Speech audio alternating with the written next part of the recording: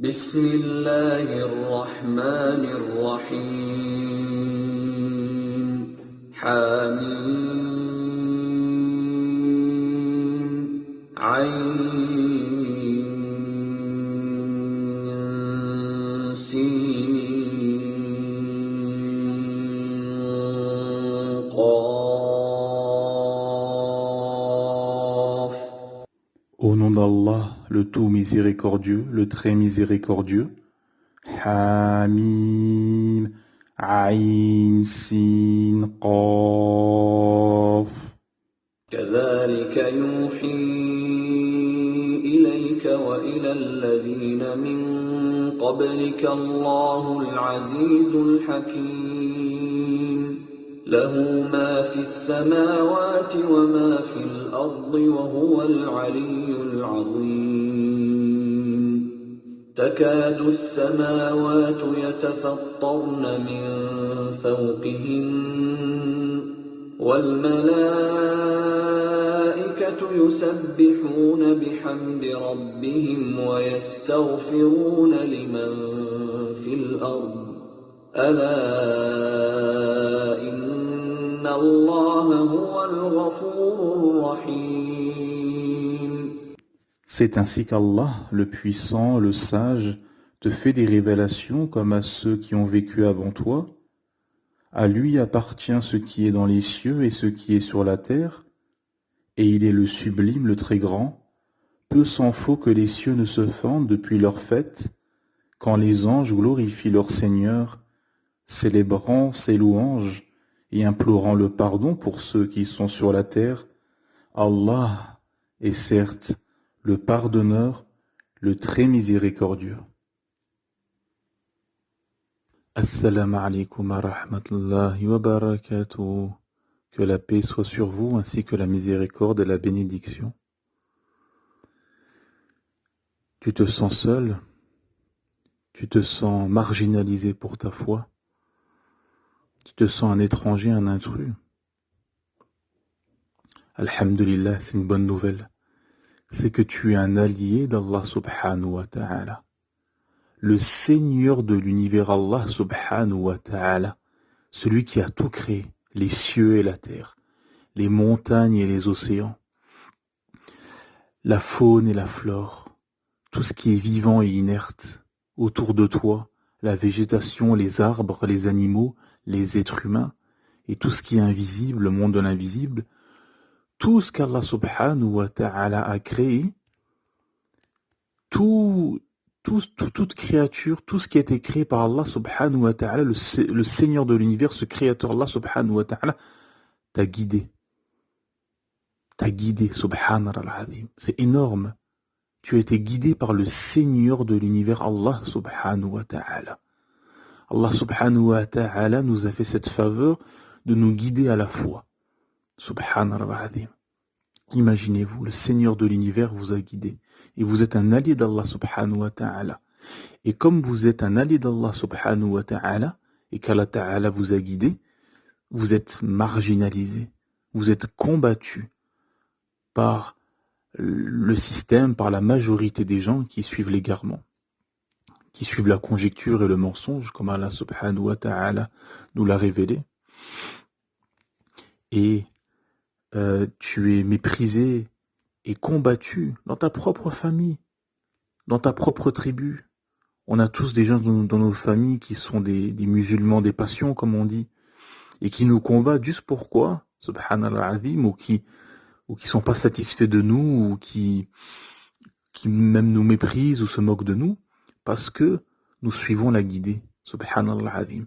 Et ces gens-là, que ce soit les musulmans des passions ou les non-musulmans, les ennemis de l'islam, n'ont aucun argument. Nous suivons Qala Allah Qala Rasoul avec la compréhension des savants, subhanallah azim.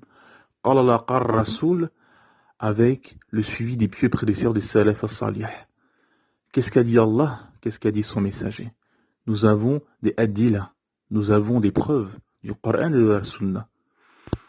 Et les gens qui suivent la conjecture et la masse et les passions et les envies et les désirs n'ont aucun argument, si ce n'est seulement le suivi de leurs raisons erronées, de ce qui leur passe dans la tête et de leur passion, tout simplement. Et alhamdulillah, si tu es dans ce cas-là, que tu te sens seul, que tu es marginalisé pour ta foi, que tu es combattu parce que tu suis le Seigneur de l'univers, Allah subhanahu wa ta'ala, alhamdulillah, c'est une bonne nouvelle. Comme le prophète Mohammed sallallahu alayhi wa sallam nous l'a dit dans le hadith de Al-Ghuraba, des étrangers, l'islam a commencé comme quelque chose d'étrange et il redeviendra quelque chose d'étrange, alors annoncez la bonne nouvelle aux étrangers. On lui demanda, qui sont ces étrangers, ô messager d'Allah? Il répondit, ceux qui corrigent les gens lorsqu'ils deviennent corrompus. Et dans une autre narration, ceux qui corrigent ma sunna après qu'elle ait été corrompue par les gens qui sont venus après moi. Ils sont un petit groupe de gens qui vivent parmi une population majoritairement corrompue. Ceux qui s'opposent à eux sont plus nombreux que ceux qui les suivent. Subhanallah al-Azim. Et nous sommes dans cette époque où celui qui suit l'islam authentique, le Coran, la Sunna, avec la compréhension de nos éminents savants, est marginalisé et sera marginalisé de plus en plus, encore plus en terre de mécréance, dans des terres hostiles à l'islam, comme en Occident. Et ce qu'il faut comprendre, c'est que, alhamdulillah, vous êtes sur le bon chemin. Il faut patienter et tenir. Alhamdulillahi Rabbil Alamin. Parce qu'on ne sait pas la valeur des personnes. Vous prenez par exemple le prophète Youssouf alayhi salam, Joseph, qui a été marginalisé, combattu, qui a été jeté dans un puits, emprisonné, etc. Ça montre que des gens qui peuvent avoir une énorme estime, qui peuvent être très élevés chez Allah subhanahu wa ta'ala, mais les gens ne le savent pas. Et les gens le marginalisent et le combattent, comme ça a été au prophète. Les meilleures créatures qu'Allah subhanahu wa ta'ala a créées ont été marginalisées, combattues, alors que c'est les meilleures créatures. Auprès d'Allah, ils ont une place énorme. Et dans ce bas monde, ils sont méprisés. Comme ce hadith de la fin des temps, où le pieux sera méprisé et on le traitera de menteur, tandis que le pervers sera honoré et sera cru par les gens, par les foules et les masses. Et bien sûr, nous, en tant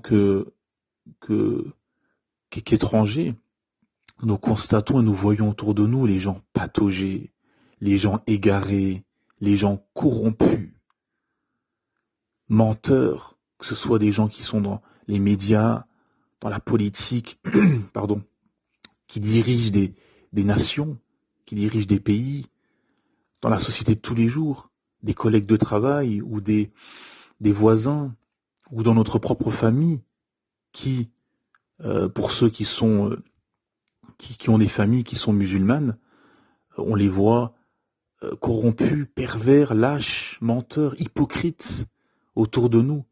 Mais par contre, les gens pieux, les gens qui sont guidés, qui sont pieux, sont peu nombreux, sont rares. Subhanallah al-Azim. C'est pour ça qu'Allah subhanahu wa ta'ala nous dit A'udhu billahi minash shaytanir rajim wa asta'inu bis sabri was salati wa innaha la kabiratun illa ala al-khashi'in alladhina yadhunnuna annahu mulaqu rabbihim wa annahum ilayhi raji'un. Surat al-Baqarah, ayats 45 et 46, traduction dans le sens des versets, et chercher secours dans l'endurance et la prière, la salat. Certes, la salat est une lourde obligation, sauf pour les humbles, qui ont la certitude de rencontrer leur Seigneur après leur résurrection, et retourner à lui seul, à lui, Allah subhanahu wa ta'ala. Donc, seul dans la salat, seul le secours, Allah subhanahu wa ta'ala nous dit dans ces versets d'une profondeur incroyable et magistraux qu'il faut chercher le secours dans l'endurance et la salat et la prière, subhanallah al-azim. Quand vous rentrez en prière, normalement, quand vous êtes connecté avec votre Seigneur Allah subhanahu wa ta'ala, quand vous rentrez en prière, vous êtes connecté. Vous vous sentez léger. Vous êtes bien, subhanallah al-azim. Vous êtes bien. Vous êtes détendu. C'est presque indescriptible. On ne peut pas décrire justement cette sensation, subhanallah al-azim. Et c'est pour ça que dans ces versets que je vous ai contés, Allah subhanahu wa ta'ala nous dit, nous révèle que dans la salat, il y a un secours et que c'est une lourde obligation, sauf pour les humbles. Bon, la traduction khashi'in, certains disent les humbles, les modestes, ceux qui s'humilient devant Allah subhanahu wa ta'ala, mais khashi'in, c'est un mot, c'est un mot où il n'y a pas de traduction en français. Il n'y a pas de traduction. Comme beaucoup de mots dans le Coran. Comme beaucoup de mots dans le Coran où il n'y a pas de traduction possible. Mais voilà, le sens qui est voulu, c'est ça, quoi, humble, de s'humilier devant Allah subhanahu wa ta'ala, d'être... Et, excusez-moi. Et donc, nous voyons, nous constatons que c'est pour ça qu'Allah subhanahu wa ta'ala nous a prescrit 5 prières par jour. Et à des moments déterminés. Pour justement nous rappeler notre Créateur Allah subhanahu wa ta'ala. On a notamment ces versets dans Surat Taha, la Surat 20, où Allah Ta'ala, lorsque Moïse alayhi salam, vit un feu au loin, il dit à sa famille, restez ici, je vais aller voir ce feu et peut-être vous en apporterai-je un tisson, ou trouverai-je auprès de ce feu de quoi me guider. Puis lorsqu'il arriva, il fut interpellé. Moïse, Moussa, je suis ton Seigneur, enlève tes sandales car tu es dans la vallée sacrée. Toi, moi, donc Allah subhanahu wa ta'ala, je t'ai choisi. Écoute donc ce qui va être révélé. Subhanallah, imaginez-vous cette scène. Certes, c'est moi Allah, point de divinité, que moi, adore-moi donc, et accomplis la salat, la prière, pour te souvenir de moi. Subhanallah, imaginez-vous.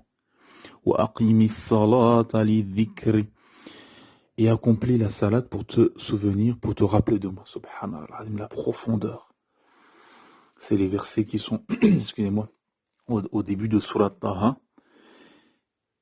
Et on voit que dans la salat, il y a quelque chose, il y a quelque chose il y a un secret dans la prière, subhanallah. Et c'est entre toi et Allah subhanahu wa ta'ala. Le secret, comme on nous disait un shir, il nous racontait l'histoire d'un homme, c'était un shibani, comme on dit, un vieillard qui ne savait pas lire, qui était illettré, et quand il était à la mosquée, à chaque fois il demandait à un frère de lui lire le Coran, et il écoutait le Coran à côté. Et un jour, le frère qui lisait le Coran est arrivé à un verset, les ayats de sajda, comme on dit, donc les versets de prosternation. Ils se sont prosternés. Donc le frère qui récitait et le shibani, la personne âgée qui était à côté. Ils se sont prosternés. Et en se relevant, le frère a vu le shibani qui est resté en prosternation et Allah subhanahu wa ta'ala, le Seigneur de l'univers, a pris son âme dans cette position magistrale. Imaginez-vous, subhanallah. Dans la meilleure position qu'on peut avoir, en soujoud, en prosternation, le front posé par terre, pour Allah subhanahu wa ta'ala. Allah subhanahu wa ta'ala a pris l'âme de cette personne, rahimallah, car il lui fasse miséricorde. Imaginez-vous. Et le shir qui nous racontait cette histoire, il a conclu en nous disant, le secret, c'est d'avoir un secret avec Allah.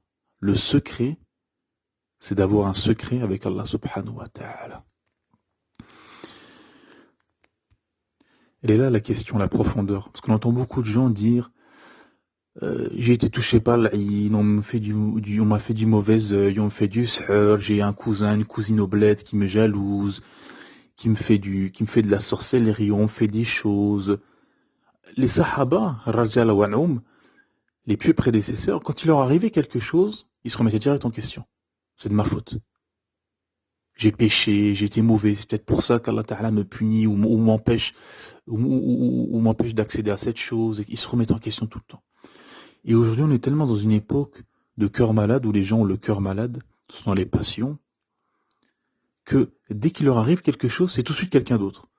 La personne, elle prie pas, la fille met pas le hijab, elle sort sans hijab, les anges la maudissent, hein, parce que quand on sort sans voile, les anges maudissent, sort sans hijab, elle fait pas ses prières ou elle fait toutes ses prières en rentrant le soir, et après elle se dit on m'a fait quelque chose, sans se remettre en question, sans se dire bah, peut-être que il m'arrive des mauvaises choses ou que les choses s'ouvrent pas, etc. Peut-être parce que ou j'ai pas de baraka dans mon argent ou que sais-je, peut-être parce que je mets pas le hijab. Non, les gens se posent pas, tellement les cœurs sont malades. Imaginez-vous. Quand les versets sur les hypocrites, les menteurs, etc. étaient révélés, les Sahaba, ils pensaient que c'était pour eux. Ils pensaient que c'était pour eux, imaginez-vous. Subhanallah al-Azim. Quand ce Sahabi qui avait reçu la liste des hypocrites, radiallahu anhu, le prophète sallam lui avait donné la liste des hypocrites. Omar, il est parti voir ce Sahabi, je n'ai plus le nom en tête. Et Omar radiallahu anhu a demandé s'il était dans cette liste des hypocrites, imaginez. Omar, le deuxième homme dans la communauté après Abu Bakr Siddiq. Bien sûr, le prophète sallam est au-dessus de tout le monde. Le deuxième homme, le troisième homme, si on peut dire. Le troisième homme dans la communauté. Omar ibn Khattab radiallahu anhu, qui est devenu par la suite le deuxième calife, pensait qu'il était dans la liste des hypocrites, imaginez-vous. Aujourd'hui, les gens ils sont dans les passions, les manquements, et dès qu'il leur arrive quelque chose, ils disent ah c'est quelqu'un qui m'a fait le mauvais œil, non, ne cherche pas, ne t'occupe pas des gens. Soigne ta relation avec Allah subhanahu wa ta'ala. Sois connecté avec Allah, Allah s'occupera de tes ennemis. Subhanallah azim. Ne t'en fais pas des gens. Sois connecté avec Allah subhanahu wa ta'ala et alhamdulillah, tout se passera bien. Comme ce hadith magistral que je vais vous conter. Abdullah ibn Abbas radiallahu anhu qui a dit j'étais une fois assis en groupe sur la monture du prophète Mohammed sallallahu alayhi wa sallam quand il me dit observe les comment, écoutez bien la profondeur. Tout est dit dans ce hadith. Observe, le prophète dit à Abdullah ibn Abbas radiallahu anhu, observe les commandements d'Allah et il te préservera. Observe les commandements d'Allah et tu le trouveras à tes côtés. Subhanallah. Fais, applique. Observe les ordres d'Allah subhanahu wa ta'ala. Applique le Coran et la Sunna et Allah te préservera. Subhanallah. Préserve ce qu'Allah ta'ala a révélé à l'humanité et Allah te préservera. Subhanallah. Quand tu demandes quelque chose, demande-la à Allah. Quand tu as besoin d'aide, demande-la à Allah.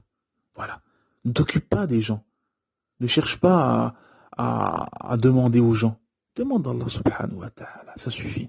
Subhanallah. Je poursuis le hadith. Sache que si tout le monde s'associe pour te faire du bien, ils ne pourront te faire que le bien qu'Allah a déjà écrit pour toi. Et sache que si ils se rassemblaient tous pour te faire du mal, ils ne pourraient te faire que le mal qu'Allah a déjà écrit pour toi. Les plumes ont été levées et l'encre a séché. Subhanallah, la profondeur de ce hadith rapporté par Al-Tirmidhi. Donc on voit dans ce hadith magistral que le destin est fait, tout est écrit. L'encre a séché, subhanallah. Toi, ce que tu as à faire, c'est appliquer le din de préserver les ordres d'Allah subhanahu wa ta'ala, et Allah te préservera. Et si tout le monde s'unit pour te faire le moindre mal, il n'y aura que le mal qu'Allah ta'ala a déjà écrit pour toi. Subhanallah. Tout simplement. Donc, ce sentiment d'être seul, d'être marginalisé, d'être combattu, c'est tout à fait normal, tout à fait logique, parce que tu suis la vérité. Il faut méditer sur le Coran. Regardez les histoires des, euh, des prophètes. Regardez l'histoire des prophètes. Yunus alayhi salam, qui en a tellement eu marre, il y a assez de son peuple, il s'est sauvé, il s'est retrouvé dans le bateau. Et le bateau, ils ont fait tirage au sort, il a été jeté dans la mer, là, et la baleine l'avala, alors qu'il était blâmable. Subhanallah azim. Ibrahim alayhi salam, qui a été jeté dans le feu, qui était combattu, il était tout seul, imaginez-vous, tout seul. Allahu Akbar. Tout seul pour combattre les mouchriquines, tous ceux qui associaient. Même son propre père lui a fait la guerre, imaginez-vous. Subhanallah azim. Le prophète Mohammed sallallahu alayhi wa sallam, qui était combattu, marginalisé. C'était dur. C'était dur. Ils ont dû immigrer pour la cause d'Allah subhanahu wa ta'ala. Ça montre que quand tu es dans une terre où tu es combattu, il faut immigrer dans une terre quand tu es dans une terre hostile à l'islam, c'est un ordre, c'est une obligation pour tout musulman et musulmane d'immigrer en fonction de ses moyens et de ses possibilités du moment, etc., d'immigrer dans une terre où l'islam domine et où l'islam est hospitalier, tout simplement, subhanallah al-alim. Et le prophète Sam et les Sahaba, ils ont été combattus, marginalisés. C'était difficile, mais ils ont tenu parce qu'ils étaient dans la vérité. Elle est là la question. Tu ne peux tenir une épreuve que quand tu es dans la vérité. Subhanallah. Et c'est ça qu'il faut comprendre. C'est que dans ce bas monde, nous sommes des étrangers. Comme le prophète Mohammed sallallahu alayhi wa sallam nous l'a dit dans ce hadith rapporté par Abdallah ibn Omar qui dit, le prophète sallam m'a dit, sois dans cette vie comme un étranger ou un voyageur qui fait une halte et compte ta propre personne parmi les gens des tombes. C'est-à-dire, sois comme si tu allais mourir rapidement, quoi. Et il me dit, oh Ibn Omar, le matin ne réfléchit pas au soir, et le soir ne réfléchit pas au matin, et profite de ta santé avant ta maladie, et de ta vie avant ta mort, car certes, tu ne suis pas, ô Abdallah, ou tu ne sais pas, ô Abdallah, où tu seras demain. Subhanallah azim. Donc voilà, ce hadith magistral nous montre que tout simplement nous sommes dans ce bas monde comme un étranger. Tout simplement de passage, c'est qu'une salle d'attente. Nous sommes en fait comme dans un aéroport, vous savez. Nous les musulmans, nous sommes comme dans un aéroport et on attend juste l'avion qui va nous ramener à l'akhira, dans l'au-delà, chez Allah subhanahu wa ta'ala, auprès d'Allah subhanahu wa ta'ala. Tout simplement. Et dans cette salle d'attente, là, dans cet aéroport, il faut tenir. Il y a des passions, il y a des tentations, il y a du kufr, il y a de la mécréance, il y a Iblis na'alallah, il y a le diable qui tente les gens, il y a le diable qui excite les ennemis de l'islam pour nous combattre et rendre le chemin tortueux. Hein, comme là, ils veulent faire des lois, par exemple en France, des lois pour empêcher les sœurs de mettre le hijab, ou de pratiquer sa religion, ou de faire da'wah, etc. Des sites sont dissous, excusez-moi, des endroits halal où on vend de la nourriture halal sont fermés, des imams sont démis de leurs fonctions dans les mosquées sont fermées pour des raisons farfelues, etc. Donc nous sommes combattus. Nous sommes combattus et il faut tenir, alhamdulillah, comment? Avec le secours dans l'endurance et dans la salat, dans la prière, subhanallah azim, et alhamdulillah, et vous avez une grande joie parce que regardez, nous sommes dans une société en France où le taux de dépression, de suicide et de consommation d'antidépresseurs est parmi les plus élevés au monde. Parce que les gens ont coupé cette fitra, cette sainte nature qui est d'adorer Allah subhanahu wa ta'ala. Et les gens donc sont malheureux, sont tristes.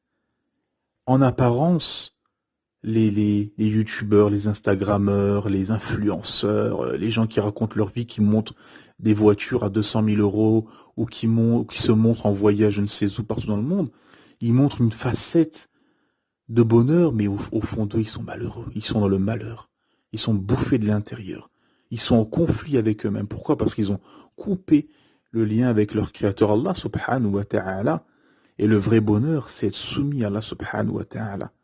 Quand tu te soumets dans cette société occidentale, on fait croire que plus tu te libères tu te libères des interdits, de la soumission à la ta'ala et, euh, et des adorations, et plus tu seras heureux. Et en fait, c'est le contraire. C'est le contraire. À première vue, l'humain, avec son ignorance et sa raison erronée, se dit, ah bah oui, plus je vais sur mes passions, plus je serai heureux. Et plus je vais me soumettre à la ta'ala et aux interdits, je vais, euh, comment dire, je vais m'interdire les interdits et je vais m'adonner aux adorations, alhamdulillah. Ah bah plus je serai pas, alors que c'est le contraire, subhanallah. Plus la personne est dans le dunya, dans le strass, les paillettes, le matériel, le consumérisme, l'argent, comment dire, l'opulence, etc., plus la personne est malheureuse. Et beaucoup de convertis, vous avez beaucoup de témoignages qui étaient arrivés à ce stade et qui étaient malheureux, tristes. Et le jour où ils sont convertis, ils ont embrassé l'islam, alhamdoulilah, ils étaient heureux. Et plus tu te soumets à Allah subhanahu wa ta'ala, plus tu es heureux, imaginez-vous. Cette société te fait croire en fait que plus tu es soumis à Allah, plus tu seras malheureux et plus tu seras dans la liberté, tu t'adonnes au kufr, à la mécréance et à toutes sortes de déviances et de plaisirs et de tentations, et plus tu seras heureux, et en fait c'est le contraire. Et ça c'est factuel. Et vous avez plein de gens athées, ou qui étaient non musulmans, qui étaient athées même, et qui sont convertis à l'islam et qui ont vu la différence, subhanallah adim. C'est-à-dire que plus vous êtes soumis à Allah Ta'ala, et plus vous êtes heureux. Et Allah Ta'ala vous met la baraka dans votre cœur, dans votre vie, et vous êtes bien, vous êtes détendu. Peu vous suffit, alhamdulillah. Et plus les gens sont là dans le strass, les paillettes, la course à l'orgueil et la course à la richesse, et plus ces gens-là sont, malheureux en fait au fond d'eux. Sont malheureux. Des gens qui se suicident, leur vie est chaotique. Regardez les chanteurs, les acteurs, les gens connus, les politiques, leur vie est chaotique. Ils sont entre alcool, drogue, dépression, médicaments, suicide, éclatement des familles. Enfin, leur vie est éclatée. Et ceci est factuel, subhanallah. Comme nous disait notre cheikh, il nous disait, regardez, nous quand on voit les mécréants, les non-musulmans, on les voit comme des gens tristes et malheureux. On les voit comme des gens tristes et malheureux. Et eux aussi, quand ils nous voient avec le hijab, la barbe, les interdits, etc., ils se disent, oh là là, pourquoi ils profitent pas de la vie, etc. Mais nous, on a un dalil. Et là, la différence, subhanallah. Nous, on a un dalil. Pourquoi on fait ça? Pourquoi on se soumet à la ta'ala? Parce que c'est la vérité, parce que la ta'ala nous a guidés. Et plus Allah Ta'ala te guide, et plus tu vois des choses que le commun des mortels ne voit pas. Subhanallah. Comme cette histoire avec Abdullah ibn Abbas, quand un homme était rentré devant ses ses étudiants en sciences, et il dit, est-ce qu'un homme qui a tué, il a la miséricorde d'Allah? Il lui dit non, celui qui tue, il n'a pas la miséricorde d'Allah. Quelques jours plus tard, un autre vient le voir et lui dit, est-ce que quelqu'un qui a tué a la miséricorde d'Allah? Et Abdullah ibn Abbas dit oui, celui qui tue, peu importe le péché, il peut avoir la miséricorde d'Allah Ta'ala s'il se répand.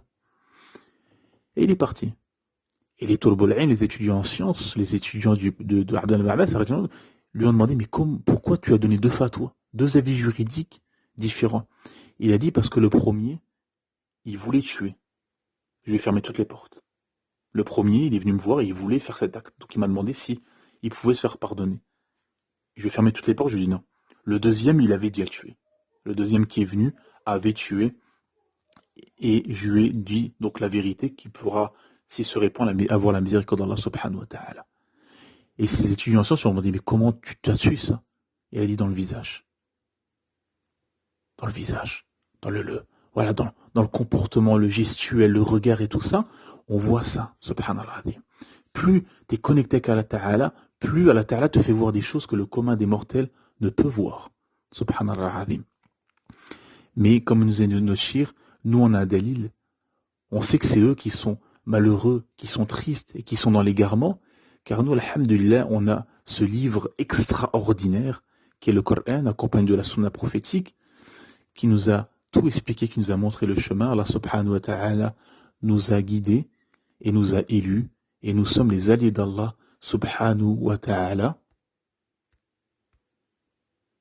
Et comme j'ai dit au début de l'audio, le Seigneur de l'univers qui a tout créé, les cieux et la terre, tout ce qui est autour de vous a guidé et vous a ramené à la guidée et vous a élu. Alhamdulillah, vous êtes des élus. Alhamdulillahi Rabbil Alamin, c'est un dépôt qu'Allah Ta'ala nous a confié avec l'islam et c'est un honneur inimaginable qu'on n'arrive même pas à concevoir, subhanallah, que le Seigneur de l'univers nous a guidés et nous a élus, subhanallah. Et je vais finir avec ce verset 35 magistral et connu de Surat Al-Ahzab. A'udhu billahi minash shaytanir rajim.